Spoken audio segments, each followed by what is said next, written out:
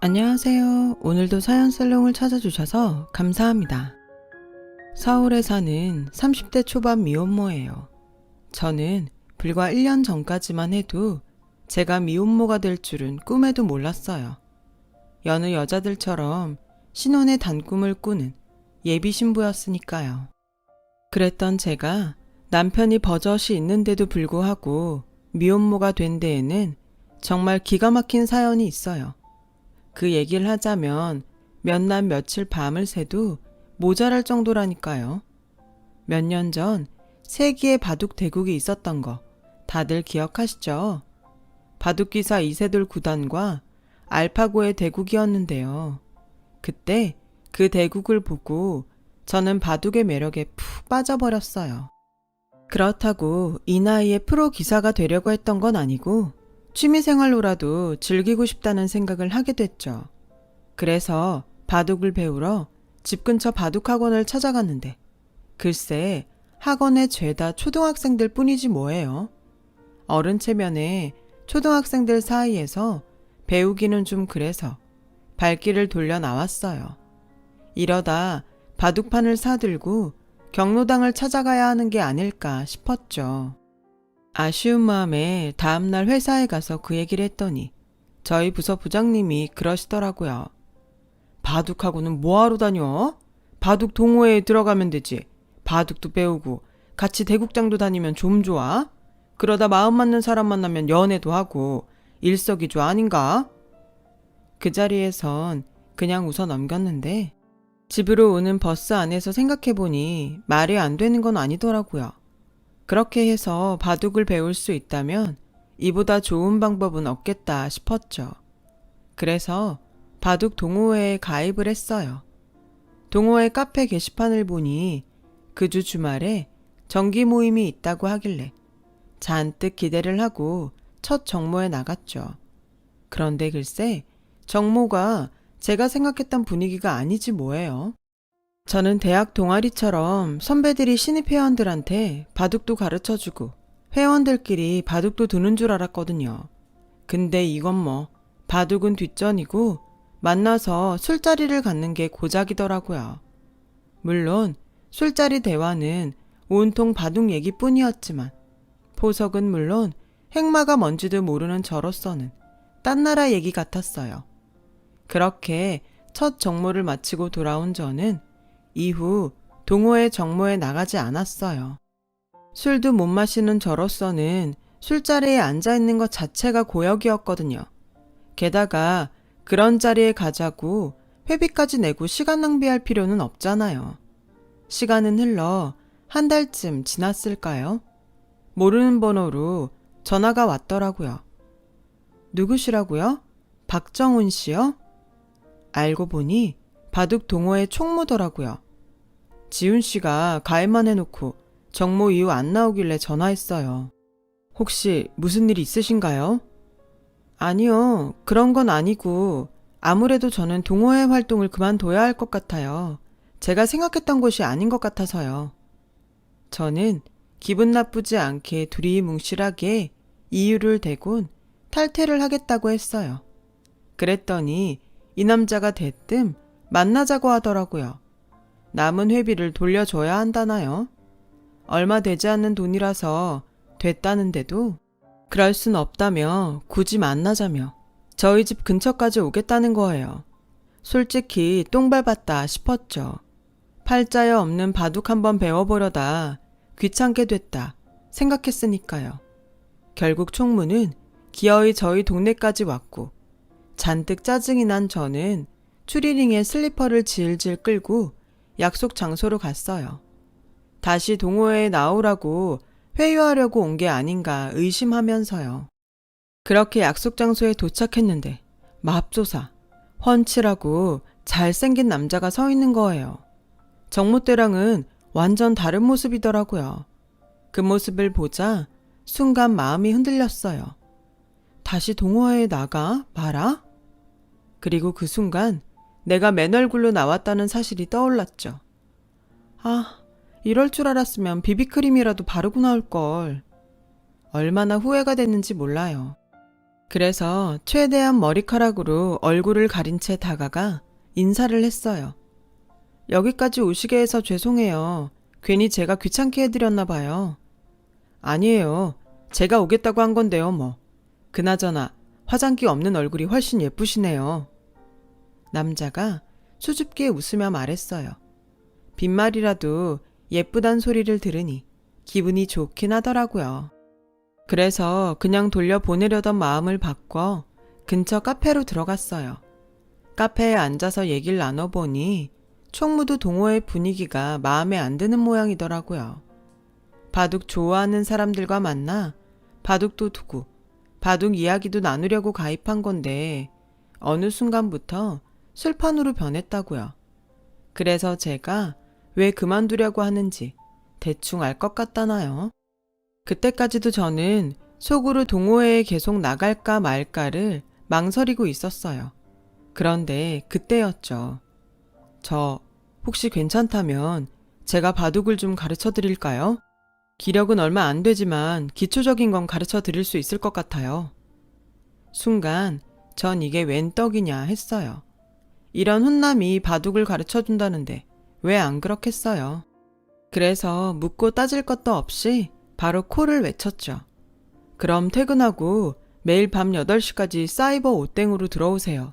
제가 초대장 보낼게요. 그렇게 해서 저는 훈남 동호회 총무한테 바둑을 배우게 되었어요. 처음엔 돈 받고 하는 게 아니라서 대충 가르쳐주지 않을까 했는데 웬걸? 화전부터 포석, 행마, 사활까지 엄청 꼼꼼하게 가르쳐주더라고요. 채팅창으로 설명을 해주고 바둑판에 그때그때 실현을 해주는 방식이라 책으로 배우는 것보다 훨씬 진도도 빠르고 이해도 잘 되었어요. 그렇게 3개월가량 하루도 안 빠지고 저는 그에게 바둑을 배웠어요. 저도 사람인지라 사심이 발동해서 종종 채팅창에 개인적인 걸 물었고 그건 그 역시도 마찬가지였죠. 바둑 강습을 빙자한 채팅 연애나 다름없었어요. 아무튼 그러는 와중에도 제 기력은 꽤 많이 늘었고 그와 바둑을 둘 수 있는 수준까지 되었어요. 상대에 대한 마음은 그보다 더 커졌고요. 그러다가 고마워서 밥이라도 사겠다는 핑계로 만나볼까 하는 생각을 하게 됐죠. 그래서 작정하고 문자를 보내려는데 때마침 총무한테 문자가 왔더라고요. 주말에 시간 되면 종로에서 만나자고요. 그 문자를 받고 저는 침대 위에서 방방 뛰며 환호했어요.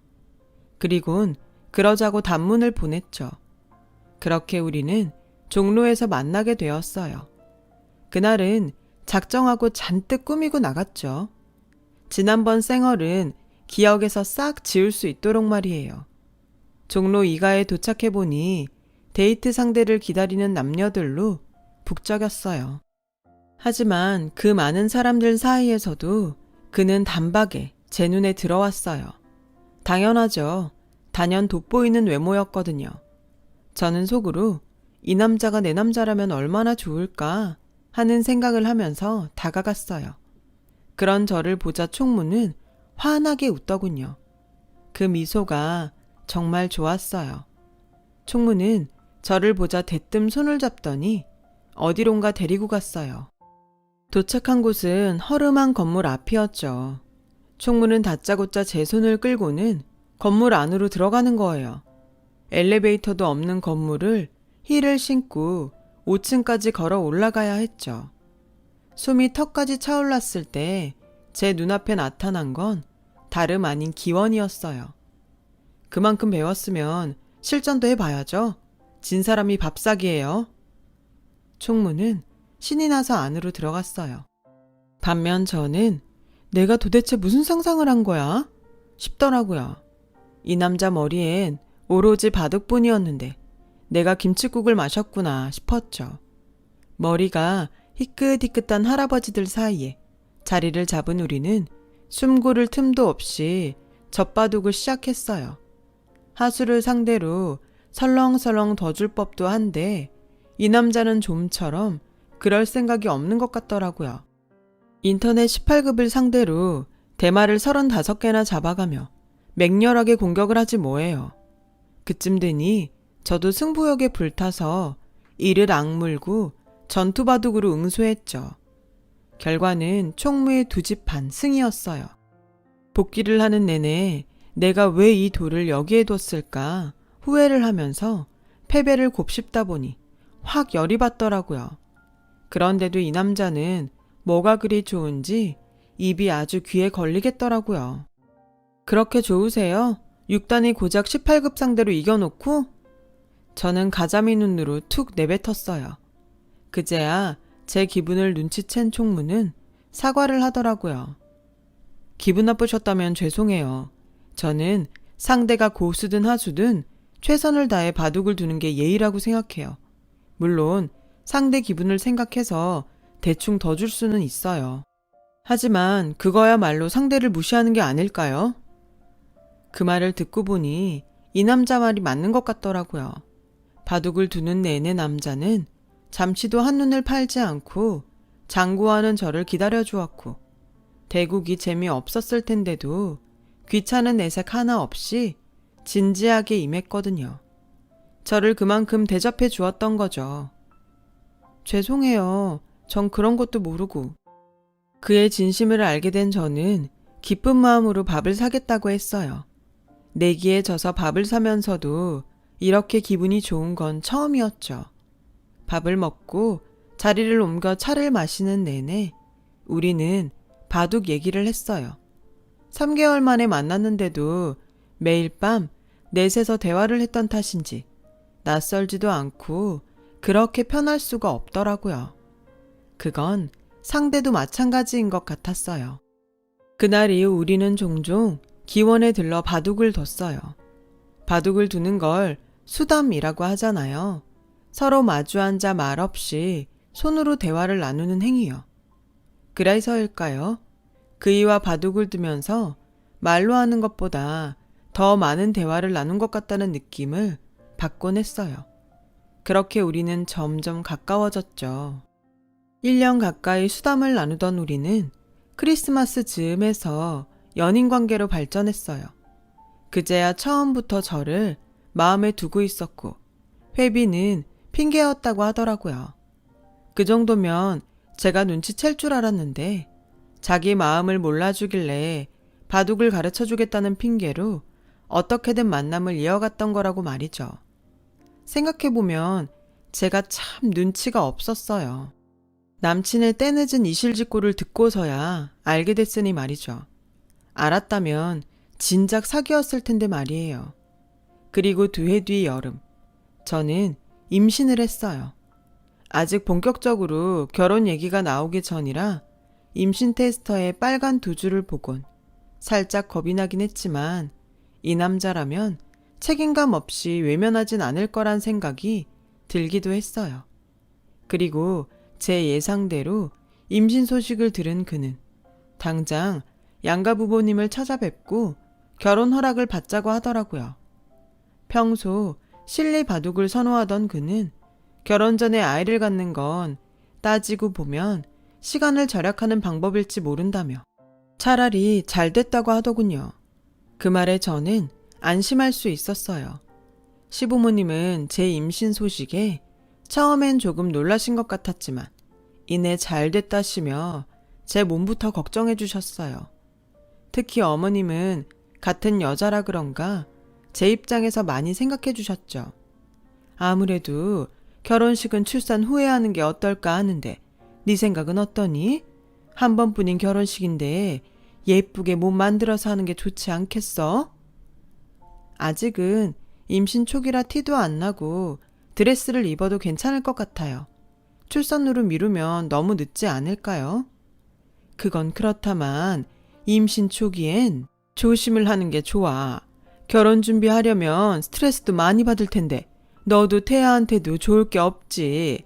결혼식에야 언제 하든 뭐가 문제겠니? 네 몸 건강한 게 우선이지. 그때는 그 말이 따뜻하게 들렸어요. 비록 내 부모님은 아니시지만 나를 친자식처럼 생각하시는 분이구나 생각했거든요. 능구렁이 같은 속내를 모른 채 말이죠. 친정 부모님께 어머님 뜻을 전했더니 맞는 말씀이라시며 식은 출산하고 천천히 하자는데 동의하셨어요.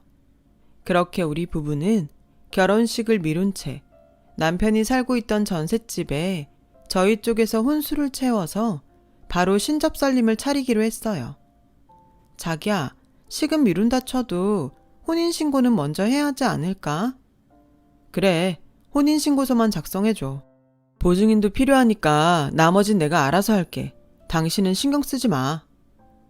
임신한 저를 대신해서 혼인신고와 의료보험은 남편이 처리하기로 했어요. 그래서 다음날 제가 신경 써야 할 부분만 채워서 남편한테 혼인신고서를 주었죠. 그렇게 결혼에 필요한 일들을 처리하고 우린 신혼생활을 시작했어요. 남들은 결혼 준비로 스트레스도 많이 받고 싸우기도 많이 싸운다는데 저희 부부는 그런 트러블 없이 정말 순조롭게 모든 일을 끝냈어요. 이제 남은 건 회사 일을 정리하고 태교에 힘쓰는 것뿐이었죠. 임신 5개월 차에 들어서자 몸도 예전과 다르고 입덧이 심해서 저는 계획보다 일찍 퇴사를 하게 됐어요. 제가 맡고 있던 업무가 사무실보다는 외부에서 진행하는 일이 많아서 몸에 무리가 많이 갔거든요. 대학 졸업 후 처음 들어갔던 제 첫 직장이었기에 퇴사하는 날 눈물이 많이 났어요. 다닐 땐 그렇게 지긋지긋하던 이곳을 영영 떠난다니 마음이 허전하더라고요. 그래도 인생의 반려자를 만나 새로운 인생을 시작하는 거니 이런 이별이 나쁘지만은 않다고 스스로 위로를 하며 사원증을 반납하고 짐을 챙겨 나왔어요. 퇴사 후에는 집안 살림과 태교에 힘쓰며 사회생활을 시작한 이후 가장 여유로운 시간을 보낼 수 있었어요. 그렇게 시간은 흘러 드디어 출산이 코앞에 닥쳤어요. 저는 언제 진통이 올지 몰라서 미리 목욕을 해두고 짐가방도 싸두었죠. 그리고 드디어 그날이 되었어요. 아침에 남편 출근 준비를 돕고 있는데 이슬이 비치더라고요.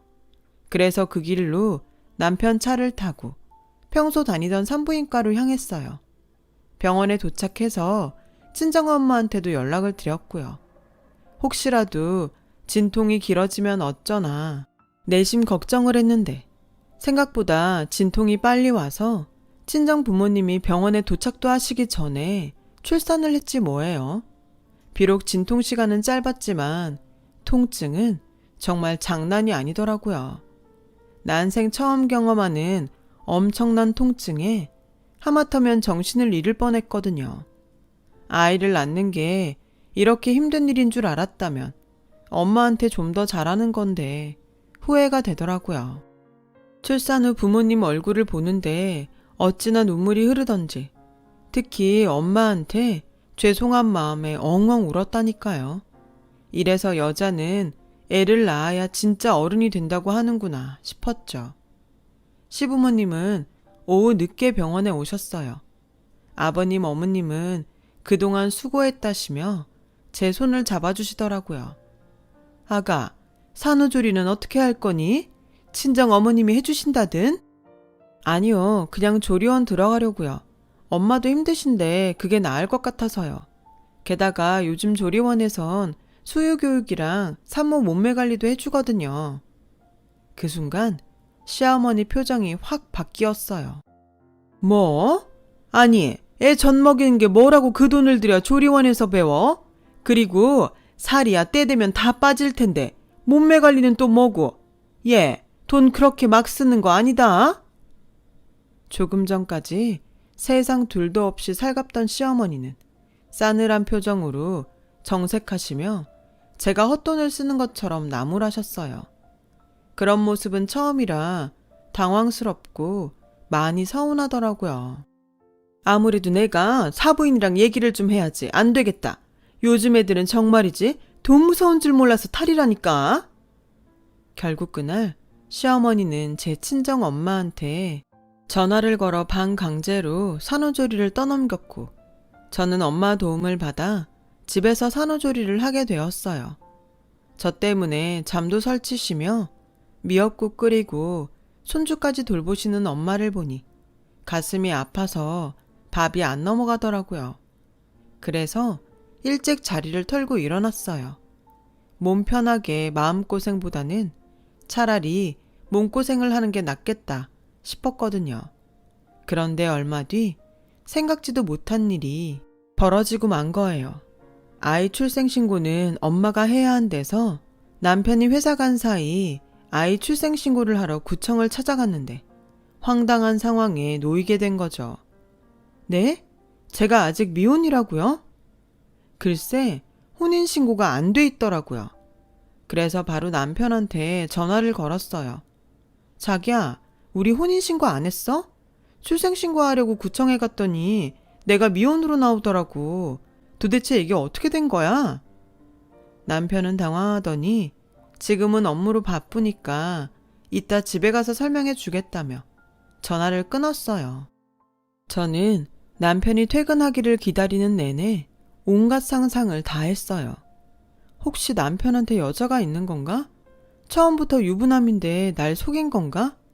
생각은 꼬리에 꼬리를 물고 늘어났고 그러면 그럴수록 의심스러웠어요. 그도 그럴 것이 남편이 저한테는 분명히 혼인신고를 했다고 했었거든요. 그렇게 저는 남편의 퇴근을 눈이 빠지게 기다렸어요. 하지만 남편은 퇴근 시간이 한참 지났는데도 돌아오지 않았어요. 전화도 안 받고 말이죠. 그리곤 새벽 2시가 다 돼서야 술이 떡이 돼서 돌아왔더라고요. 인사불성이 된 상태라 제 물음에 답할 상황이 못 됐어요. 결국 저는 남편을 침대에 눕혔죠. 차라리 내일 아침에 정신이 돌아오면 그때 묻자 생각했어요. 그리고 다음날 아침 저는 남편을 흔들어 깨웠죠. 그리곤 혼인신고를 안 한 이유를 물었어요. 그런데 그 대답이 정말 기가 막혔어요. 깜빡했어. 아니, 깜빡할 일이 따로 있지. 어떻게 혼인신고를 깜빡해요? 게다가 왜 거짓말까지 하냐고요. 정말 이해가 안 가더라고요. 그래서 제가 가서 혼인신고를 하겠다고 했더니 우물쭈물 거리다 그러는 거예요. 그거 꼭 해야 돼? 엄마가 그러는데 요즘엔 정부 지원이 좋아서 미혼모 가정엔 지원이 많다더라고. 기왕이면 누릴 건 누리면 좋잖아. 우리 실리적으로 생각하자. 응? 아니, 이게 무슨 개벽다귀 앓는 소리래? 저는 제가 잘못 들은 줄 알았어요. 그래서 다시 되물었죠. 그럼 나보고 미혼모로 살라는 거야? 내 말은 쭉 그러라는 게 아니라 지원 받을 거 좀 받고 나중에 천천히 혼인신고해도 늦지 않을 거란 얘기지. 처음에 엄마가 그런 소리 할 때 나도 어이가 없었는데 생각해보니 은근히 실리적인 판단이 되겠더라고. 그러니까 당신도 반대만 하지 말고 다시 한번 천천히 형세 판단을 좀 해봐. 이 미친 인간은 지 아들을 미혼모 자식을 만들라며 저를 설득하지 뭐해요. 너 아주 미쳤구나. 넌 네 아들을 두고도 실리를 따지니? 왜? 그럴 거 차라리 부잣집으로 입양을 보내라 그러지. 따지고 보면 그게 더 실리적인 거 아니야? 어떻게 아빠란 인간이 이럴 수가 있냐? 네가 그러고도 사람이니? 너도 그렇고 자기 손주 미혼모 자식 만들라고 한 네 엄마도 똑같아. 어디 이런 개 막장 같은 인간들이 있어? 나 더 이상 너 같은 인간이랑은 못 살아. 어차피 네 호적에도 없는 아들이니까 엄마인 내가 데리고 살 거야. 넌 잘난 네 엄마 말 듣고 잘 살아봐. 그 길로 저는 짐을 싸들고 집을 나왔어요. 막상 나와보니 애를 데리고 갈 곳도 없더라고요. 그래서 하는 수 없이 친정으로 향했어요. 집에 도착해 엄마를 보자 울음부터 터져 나왔죠. 그리곤 좀 전에 있었던 일을 모조리 부모님께 털어놓았어요. 부모님은 기가 차서 말문이 막히셨죠. 엄마는 손주를 끌어안고 눈물을 흘리셨고 아빠는 연신 땅이 꺼져라 한숨만 뿜어대셨어요. 그날 밤 남편은 퇴근 후 저희 집으로 찾아와 배를 눌렀고 엄마는 물바가지를 뿌리며 욕을 퍼부으셨어요. 아빠는 단호하게 돌아가라고 하셨죠. 결국 남편은 제 부모님 기세에 눌려 발길을 돌려야 했어요. 그날 이후로도 남편은 제게 계속 전화를 했지만 받지 않았어요. 그리고 며칠 뒤 아빠가 안방으로 저를 부르시더라고요. 땅 문서를 내주시며 물려줄 일정 부분을 오빠들 몰래 제 명의로 돌려놨으니 간직하고 있다가 필요하면 팔아서 쓰라고 하시더라고요. 아빠는 마음을 굳히신 모양이었어요. 딸을 미혼모로 살게 하더라도 다시는 그 집 식구로 살게 하지 않겠다고 말이죠. 그리고 며칠 뒤 시부모님과 남편이 저희 집으로 쳐들어왔어요. 손주 찾으러 왔다고 하더군요. 어머니 내 아들 자식인데 누구 맘대로 애를 데리고 갑니까? 싫다고 집 나간 며느리는 필요 없습니다. 내 손주만 내놓으세요. 여자가 혼자서 무슨 애를 키운다고? 직장이 있습니까? 막말로 돈이 있어? 돈도 없는 게 어줍잖게 모성애 펼칠 생각 말고 실리를 따져봐. 대책은 있니? 괜히 법정에서 망신당하지 말고 좋게 말할 때 내놓는 게 좋을 겁니다. 시어머니는 사과는커녕 뻔뻔하게 제 아들만 데려가겠다고 하더라고요. 누가 돈이 없어요? 재산으로 치면 제가 어머님 아들보다 몇십 배는 더 있을걸요? 저는 땅 문서를 펼쳐 보이며 의기양양하게 말했어요. 너랑 헤어진 기념으로 아빠가 주신 땅이야. 며칠 전에 부동산에 알아보니 그동안 땅값이 많이 올라서 30억은 좋게 받을 거라고 하더라고. 요즘 그쪽 지역이 재개발 바람이 불어서 엄청 땅값이 올랐거든요. 당신은 재산이 얼마나 돼? 전세 보증금도 거의 은행 대출이지. 그런 주제에 어디서 돈 타령이야. 그리고 어머님, 입은 삐뚤어져도 말은 바로 하셔야죠. 법정에서 망신당할 사람이 어떻게 접니까? 당신 아들이지. 제 자식을 미혼모 아들 만들자고 하는 인간을 법이 구제해 줄 것 같아요? 당신들 이거 엄연히 범법행위야. 내가 신고하면 처벌받는다고. 어쩜 이렇게 무지한지 몰라. 바둑 형세 판단은 잘하는 사람이 어떻게 자기 인생 형세 판단은 안 되니? 그렇게 실리적인 거 따지더니 뭐가 실리적인지 판단이 안 돼?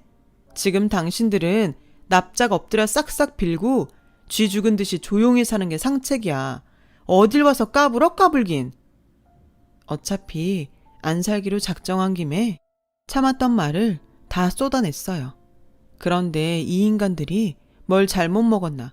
누나를 막 굴리더니 갑자기 제 손을 끌어잡고는 눈물씩이나 흘리는 거예요.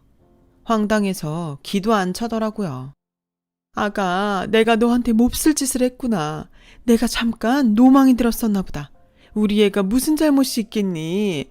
철없는 애미가 고집을 부리니 그저 장단이나 맞춰준 것을. 그러니 마음 풀고 용서해다오. 미워하려거든 날 미워해. 내 아들이 무슨 죄겠니? 그러니 지난 일은 모두 잊고 못 치른 결혼식 제대로 치르고 다시 시작하렴. 너도 미혼모로 살고 싶은 건 아니잖니? 어머니가 저자세로 나오자 남편은 어느 장단에 박자를 맞춰야 할지 모르는 눈치더라고요. 엄마, 갑자기 왜 이래? 이 사람 임신했다니까 결혼식 안 하고 넘어갈 수 있다고 좋아하더니 무슨 결혼식? 어차피 돈벌이도 못한다고 헤어지라며. 나보고 어쩌라고 자꾸 말을 바꿔? 아, 난 몰라. 엄마가 알아서 처리해. 이놈 새끼야. 지금 30억이 눈앞에서 날아갈 판인데 이혼은 왜 해? 아우, 그 머리로 어떻게 살아갈래? 이런 것까지 엄마가 설명을 해줘야 돼? 그제야 남편은 형세 판단이 섰는지 미안한 표정으로 저를 바라보더군요. 어찌나 가증스럽고 치가 떨리던지 저는 방으로 들어가 우리의 똥기저귀를 들고 나왔어요. 그리곤 남편 얼굴에 팍 던져버렸죠. 쇼하지 말고 당장 나가. 니들한테는 우리의 똥기저귀도 사치야. 좋게 끝낼까 했는데 당신들 꼴을 보니 인간이 되긴 글러먹은 것 같아. 안 되겠네. 집에 가서 기다려. 사실혼 관계에 따른 위자료 청구랑 혼인신고도 없이 정부 보조금 사기치려고 했던 것까지 모조리 고발해서 소장 보낼 테니까. 쓰레기만도 못한 인간들. 평생 변치 말고 지금처럼 똑같이 살아, 쓰레기들아. 저는 남편과 시어머니를 내쫓았어요. 그리곤 변호사를 찾아가 위자료 청구와 친권과 양육권에 대한 상담을 했어요. 그 밖에 경찰의 사기건으로 남편과 시어머니를 고소 고발했고요. 행복한 산모에서 하루아침에 미혼모가 된 저는 여전히 친정에 머무르고 있어요. 부모님께서는 아이가 클 때까지 같이 살자고 하시는데 그건 좀 생각을 해봐야 할 것 같아요. 언제까지고 부모님께 기대서 살 수는 없으니까요. 그리고 아빠가 주신 그 땅은 원래대로 오빠들과 공평하게 나눠 가질 생각이에요. 혼자 된 딸을 걱정하는 부모님 뜻은 잘 알지만 그래도 한 거 없이 혼자 먹으면 체할 것 같거든요. 사실 전 남편과 시모가 찾아왔을 때도 땅 자랑할 생각은 없었는데 하도 막말을 해대길래 홧김에 지른 건데 그걸 이렇게 모자가 덥석 물 줄은 몰랐네요. 하여간 그 덕에 결혼식 비화며 남편이 마마보이였다는 걸 알게 됐으니 이것도 돈의 힘이라면 힘이겠죠. 숫제 구멍 속에 빠졌던 인생은 구했는데 앞으로의 인생은 좀 걱정이에요. 아무래도 아이와 둘이 살아갈 일이 걱정은 되거든요. 그렇다고 절망적이기만 한 건 아니에요. 저는 아직 젊고 부모님 덕분에 땅도 있으니 형세가 그리 불리하지만은 않으니까요. 그래서 애 낳을 때 그랬던 것처럼 마음 독하게 먹고 다시 시작해보려고 해요. 세상에서 가장 강한 건 역시 엄마니까요. 힘내서 또 살아보겠습니다. 여러분도 저도 모두 화이팅입니다. 여러분, 사연 댓글에 응원과 현명한 조언 부탁드려요. 좋아요와 구독은 저에게 큰 힘이 됩니다. 오늘도 좋은 일 가득하세요.